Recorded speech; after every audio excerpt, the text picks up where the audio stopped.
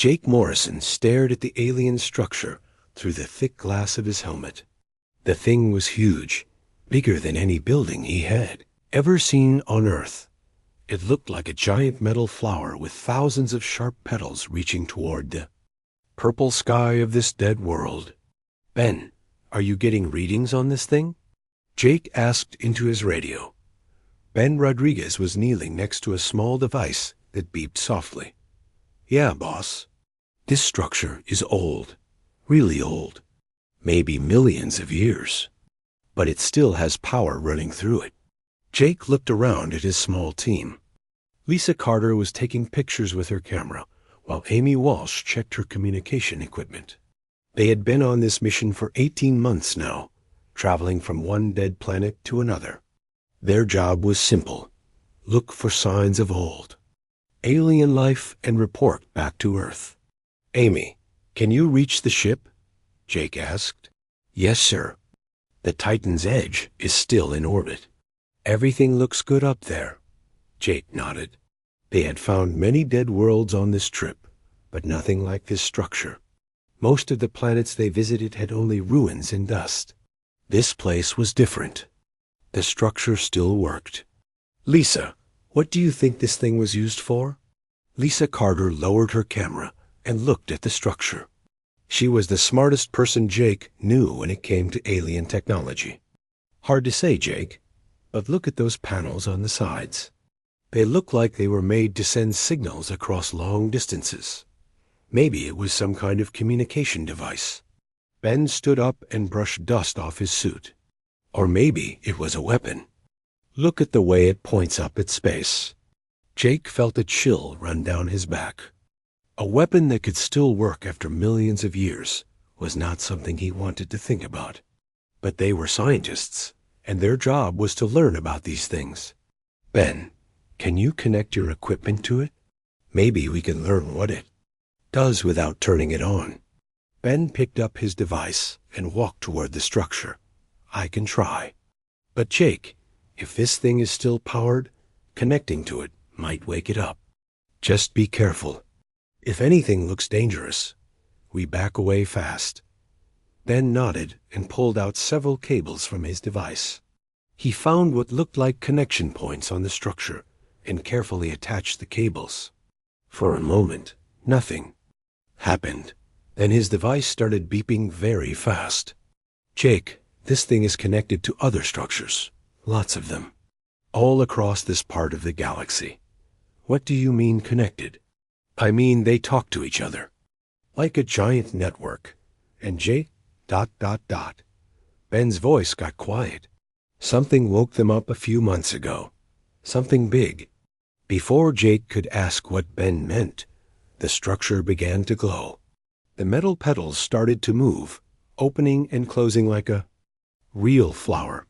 A deep humming sound filled the air around them. "Everyone back to the ship now," Jake shouted. They ran as fast as they could in the low gravity of the planet. Behind them, the structure was getting brighter and brighter. More humming sounds came from other directions. Jake looked around and saw other structures in the distance lighting up too. They reached their small landing craft and jumped inside. Lisa started the engines while Amy tried to contact their main ship in orbit. Ben was still looking at his device, his face pale. "Jake, you need to see this," Ben said as they lifted off from the planet's surface. "What is it?" "The network detected something heading toward Earth about 4 months ago. Something really big." All the structures turned on and started tracking. Jake felt his heart stop. "Are you saying something was heading for Earth 4 months ago, and we're just finding out now?" "Yes. And Jake, the network shows that whatever it was, it reached Earth 2 months ago." Jake grabbed the radio. "Amy, try to contact Earth right now." Amy worked at her controls for several minutes. "I'm not getting anything, Jake. No response from Earth.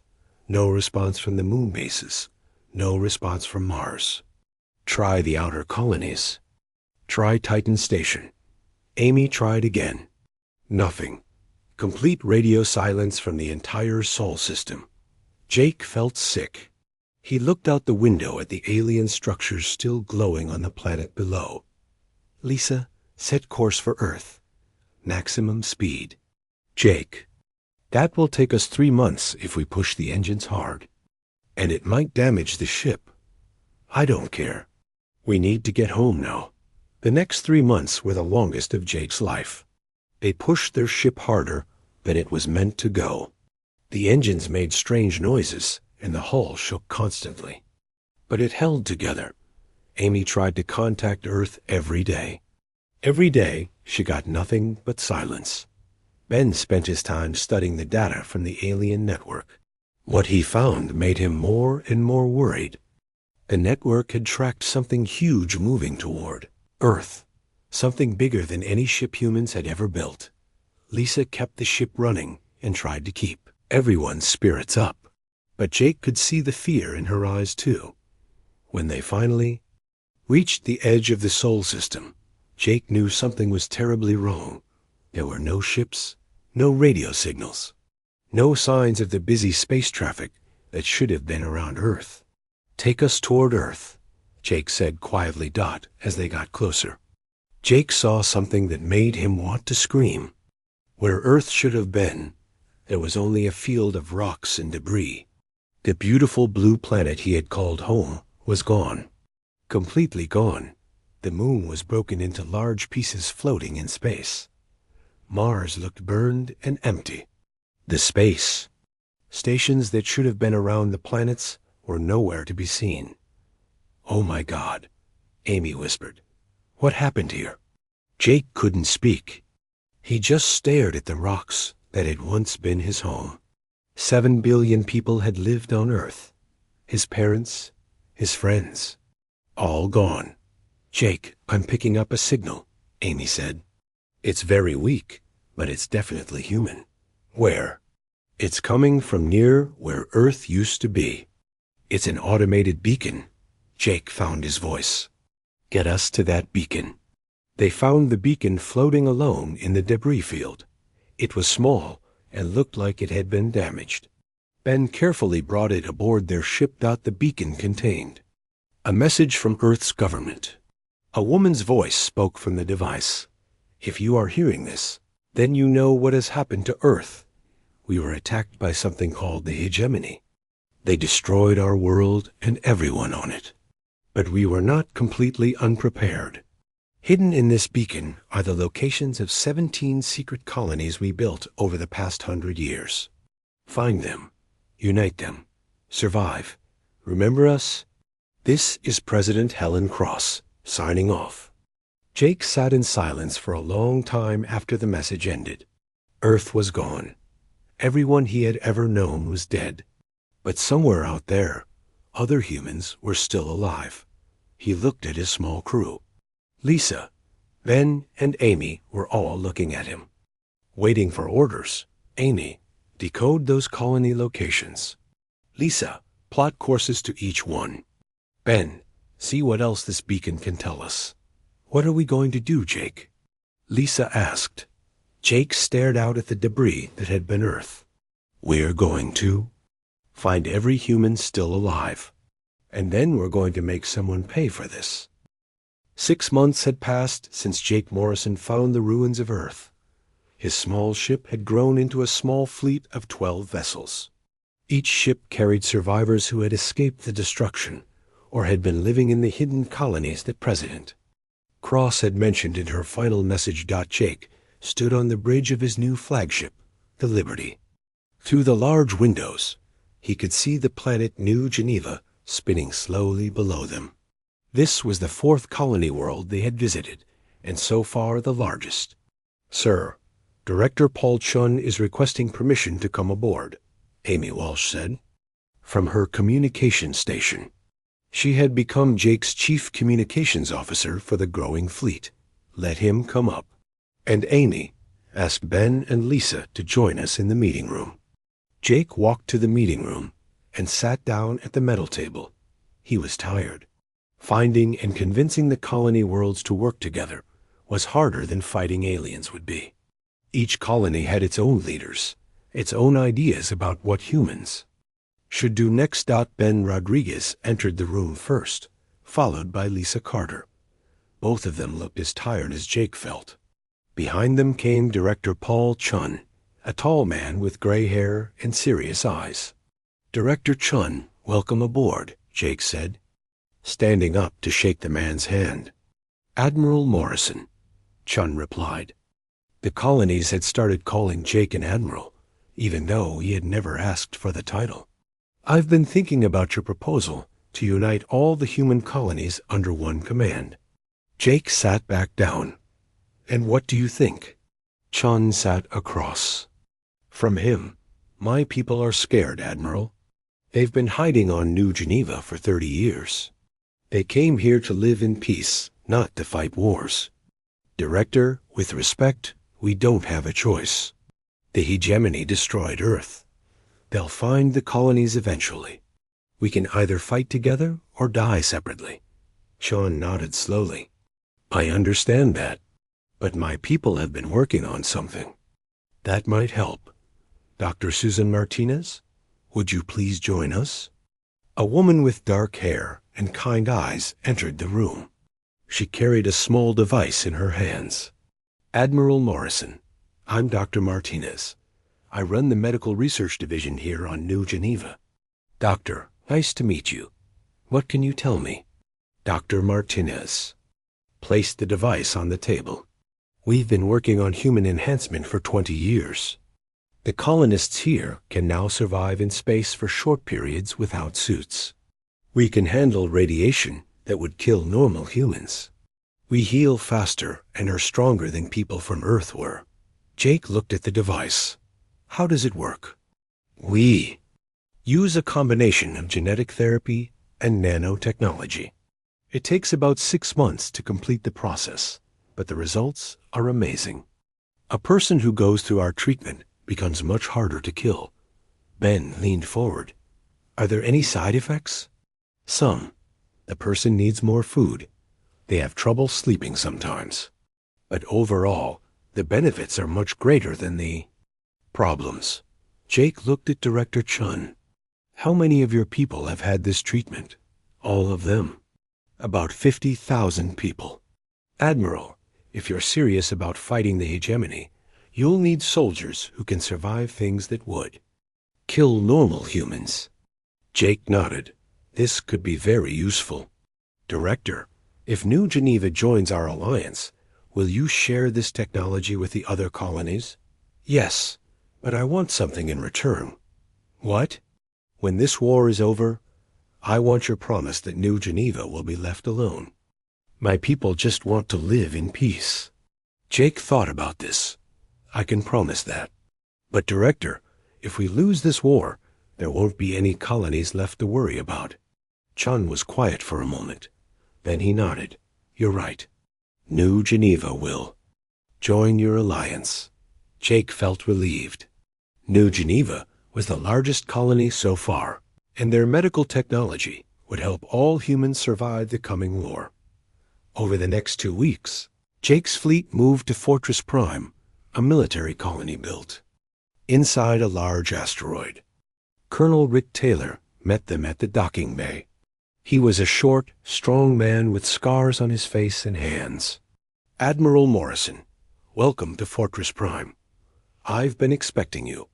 Jake followed the colonel through the metal corridors of the asteroid. "Base, Colonel, what can you tell me about your colony?" "We have about 20,000 people here, all military families.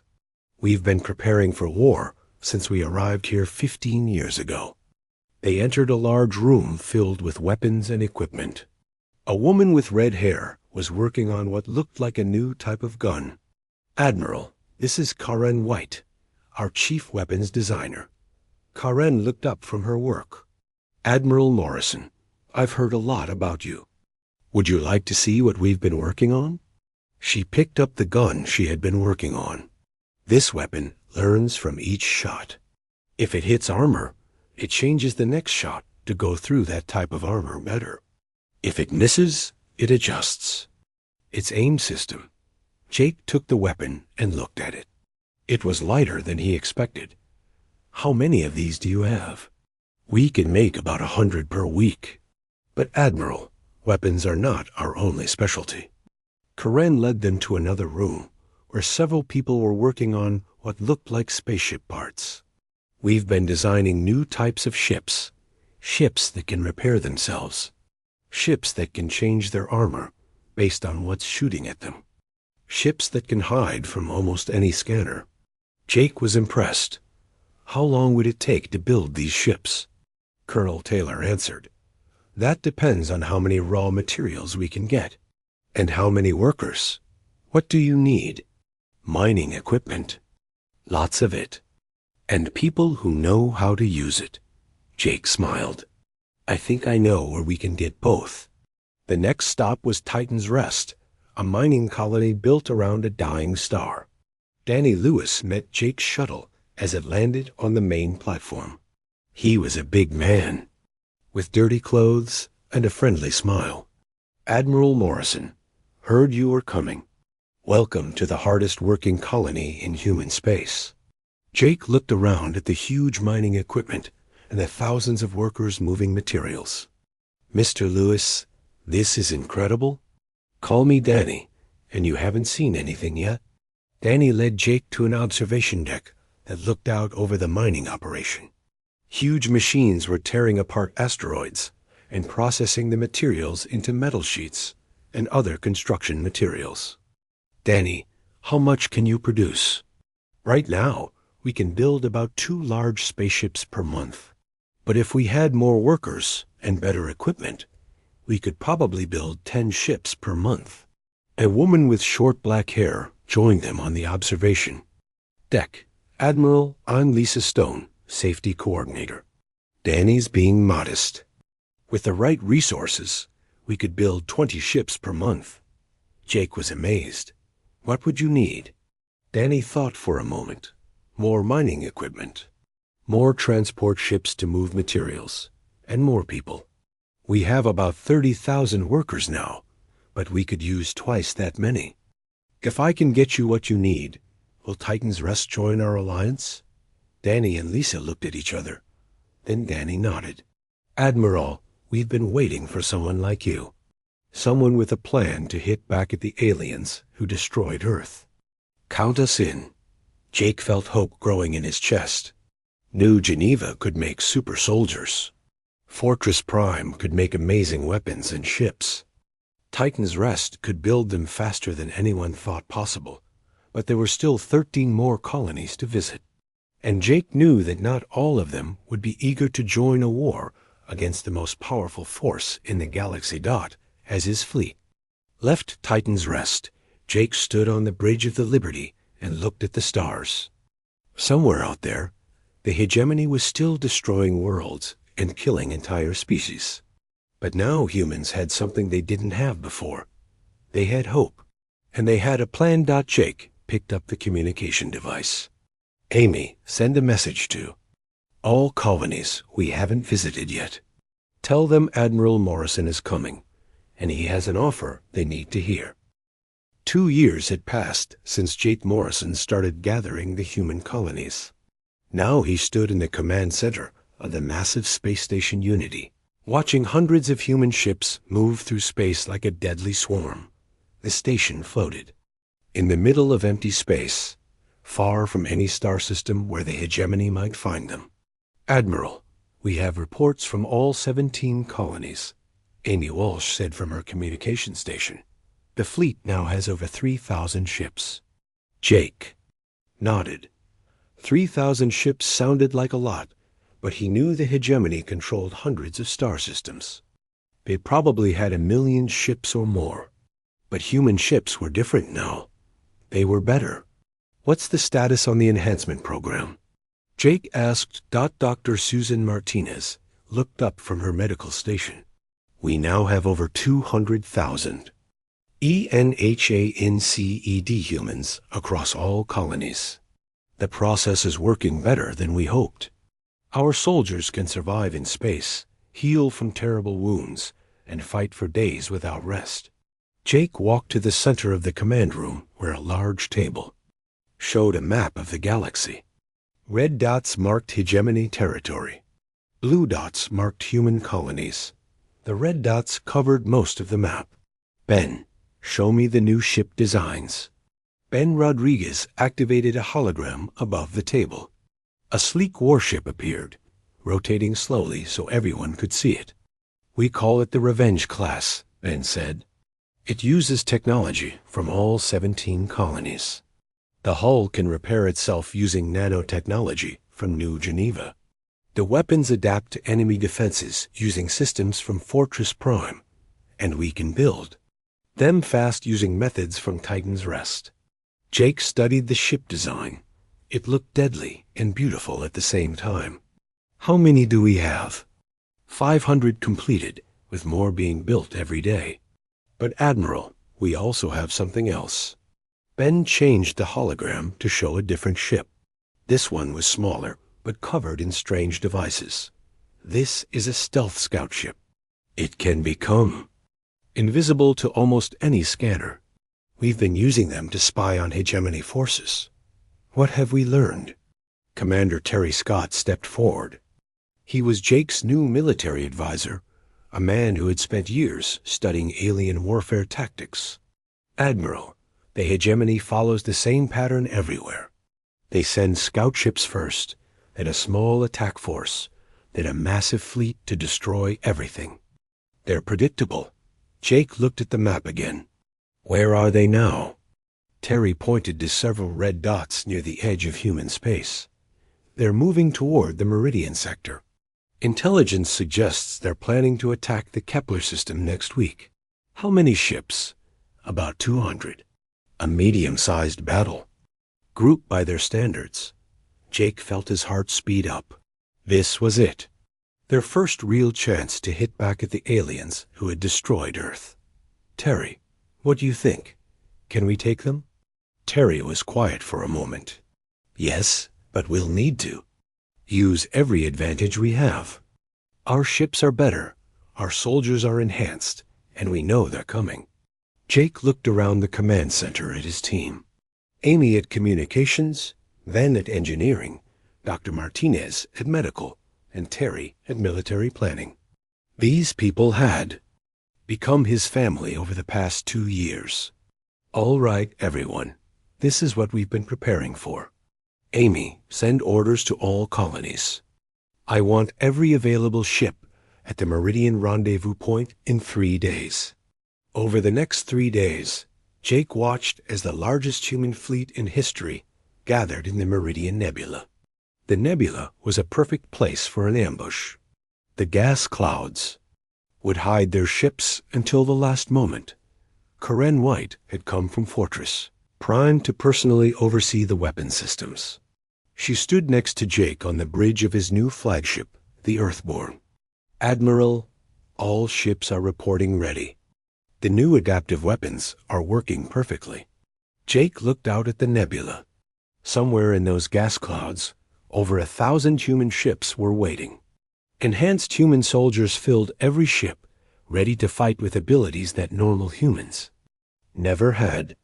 Admiral, I'm detecting hegemony ships approaching, Amy reported. Long-range scanners show 200 vessels, just like Terry predicted. Jake felt calm for the first time in 2 years. Signal all ships. Attack pattern Alpha. Let's show the hegemony what humans can do. The battle began when the first hegemony scout ships entered the nebula.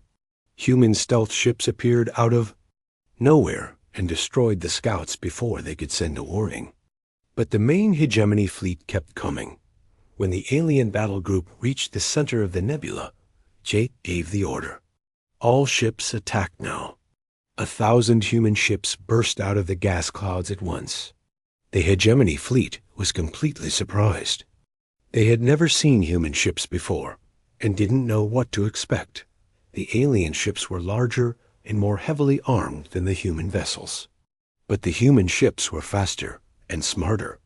When hegemony weapons hit them, the ships learned how to resist those weapons better. When human weapons hit alien armor, they adapted to cut through it more easily. Enhanced human soldiers boarded alien ships at incredible speed. They could survive in the vacuum of space and fight in conditions that would kill normal humans. The hegemony soldiers had never faced anything like them. The battle lasted only 2 hours. When it was over, the entire hegemony battle group was destroyed. Not a single alien ship escaped.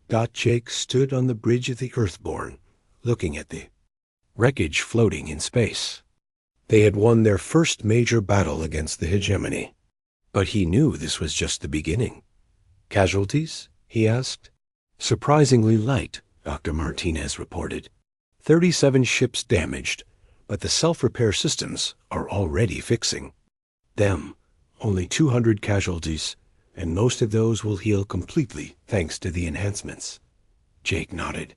The human fleet had proven it could fight the hegemony and win. But they had only faced a small part of the alien empire. Terry, what do you think the hegemony will do now? Terry looked at the tactical display. They'll be confused at first. No one has ever destroyed one of their battle groups completely. They'll probably send a larger force to investigate. How much larger? Maybe 1,000 ships, possibly more. Jake felt a chill. 1,000 hegemony ships would be a much bigger challenge than 200. But they had proven that humans could fight these aliens and win. All right, everyone.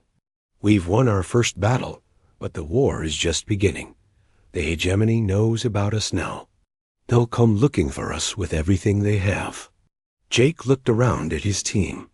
These people had helped him turn a handful of survivors into a fighting force that could challenge the most powerful empire in the galaxy. Amy, send a message to all colonies. Tell them we won. Tell them the hegemony can be beaten. And tell them to prepare for the real war. Jake walked to the large window and looked out at the human fleet. In 2 years, they had gone from a few refugee ships to a force that could destroy a hegemony battle group. But somewhere out there, the aliens were already planning their response. Jake knew that the next battle would be much harder. The hegemony would send their best ships and their most experienced commanders. They would not be surprised again. But humans had something the hegemony didn't understand. They had the memory of Earth burning in space.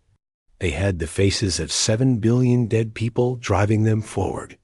And they had the unbreakable will to make someone pay for what had been done to their home. The war for humanity's survival had begun, and Jake Morrison intended to win it. 5 years after Earth died, Jake Morrison stood on the bridge of his flagship Freedom's Price, watching the largest fleet in human history prepare for the final battle. Through the windows, he could see thousands of human ships stretching across the space where Earth used to be. The asteroid field that had once been his home world now served as humanity's battlefield. Admiral, long-range sensors are detecting the hegemony fleet, Amy Walsh reported from her station. They're coming out of hyperspace now. Jake had been waiting for this moment for 5 years. The hegemony had finally sent their grand fleet, the same massive force that had destroyed Earth. Intelligence reports said it contained over 10,000 ships and had never lost a battle in 50 million years. How many ships do we count? Jake asked. 12,000, sir, just like our spies reported. Jake nodded. The human fleet had grown to 5,000 ships, each one more advanced than anything Earth had ever built. But they were still outnumbered, more than 2 to 1. Ben, are all the hidden platforms ready? Jake asked. Ben Rodriguez looked up from his engineering station. Yes, sir. We have 3,000 automated defense platforms hidden throughout the asteroid field. They're completely invisible until they start shooting. For 2 years, human engineers had been preparing this trap. They had built weapons platforms and hidden them inside asteroids that looked like ordinary space rocks. The hegemony would think they were fighting 5,000 human ships. They would actually be fighting 8,000. Dr. Martinez, how are our special volunteers doing? Jake asked. Dr. Martinez was monitoring the medical station. All 50 volunteers are ready for quantum linkage. They know the risks, Admiral. If they stay connected to the ship computers too long, they might not be able to disconnect. Jake felt sad about this part of the plan. The volunteers would link their minds directly to the ship's computers, creating a human-machine intelligence. That could think faster than any alien artificial intelligence. But the process was dangerous.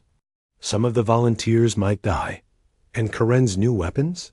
The singularity bombs are ready, Ben reported. We have 20 of them hidden in fake asteroids.